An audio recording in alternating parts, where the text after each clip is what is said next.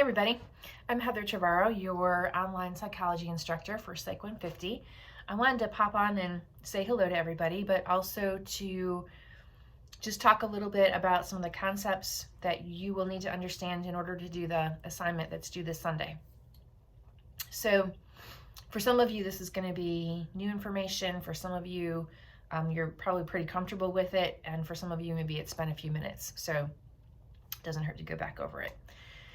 So in any discipline, in order to draw conclusions about whether changing one variable causes a change in the other, you need to do an experiment, right? That's the only way to move forward with asserting that there's a causal relationship between variables. But lots of times across many disciplines, we do research and we find correlations between variables, which means that we can see that there's a relationship. We just don't know that there's a causal relationship. So it may be that some other factor impacts that, and we haven't done a controlled experiment, so we don't really know for sure. So we have to be careful about what we say, because sometimes we get sound bites thrown at us, right, that suggest that maybe doing A causes B to happen when really there's no evidence that that's true. So what am I talking about? Let's talk about sleep and work and GPAs. Excuse me, I'm getting over a cold, so I'll try to keep that to a minimum. So let's say that we suspect that when students don't get enough sleep, they don't do very well in school. So maybe we recruit some students and we ask them to keep a sleep diary. And throughout the course of the semester, they record how much they sleep, and then we compare their average amount of sleep to their GPA for that semester. That's correlational data. So we find that the more students sleep, on average, the higher their GPA, especially for students. We find that students who get more than 8 hours of sleep on average have significantly higher GPAs. So that's a correlation, and it's positive. The direction of the correlations tell us information about how those variables move in relationship to each other. So if as one variable increases, so as sleep increases, GPA also increases. They move in the same direction.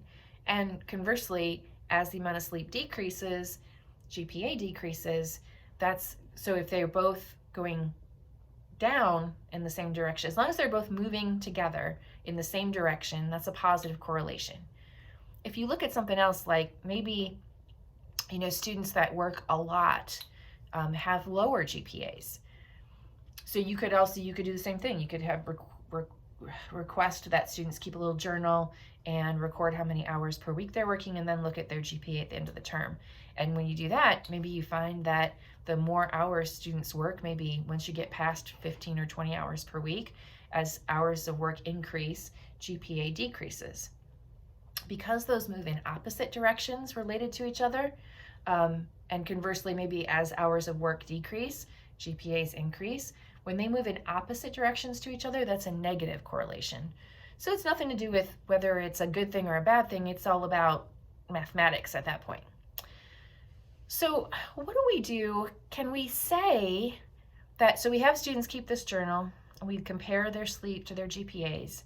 We find that there's a relationship. Can we say that if you get more sleep, you'll have a higher GPA? Getting more sleep causes students to have increased GPAs. Lack of sleep causes poor academic performance. Can we say those things? Not really, unless we do an experiment. So in order to do an experiment, we have to control everything else. Manipulate that one variable and see if it causes a change in the other. So in this case, we could say, okay, we're going to recruit some subjects, and we're going to control how much sleep they get per night. So maybe the first group, we allow to get 4 hours of sleep per night. Second group, we allow to get 6 hours of sleep. There's an 8-hour group, there's a 10-hour group. Excuse me. And then we look at their GPAs at the end of the term. And maybe we discover that, oh, look at this. Students who get 8 or more hours of sleep tend to have significantly higher GPAs. We can say that if we've done an experiment because we've accounted for everything else. And when you're doing an experiment, the thing that you're controlling, in this case it would be sleep, is your independent variable, and the outcome, what depends, is your dependent variable. So in this case, your dependent variable is GPA, independent variable is sleep. Because we've kept everything, we've randomly assigned people to conditions, we've kept everything else equal, we've controlled how much sleep students get, because in the correlational example, we don't really know what other factors are involved.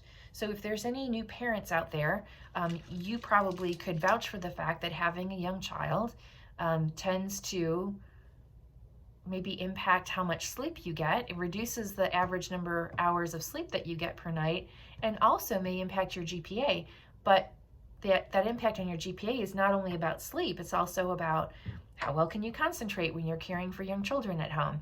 What other demands are on your plate? Are you also trying to work and juggle family schedules and all those sorts of things? There's lots of factors that play into that.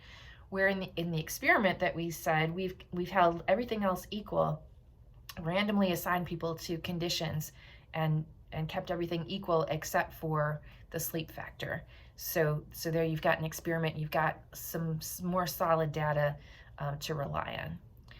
So that's my quick little snippet on that topic.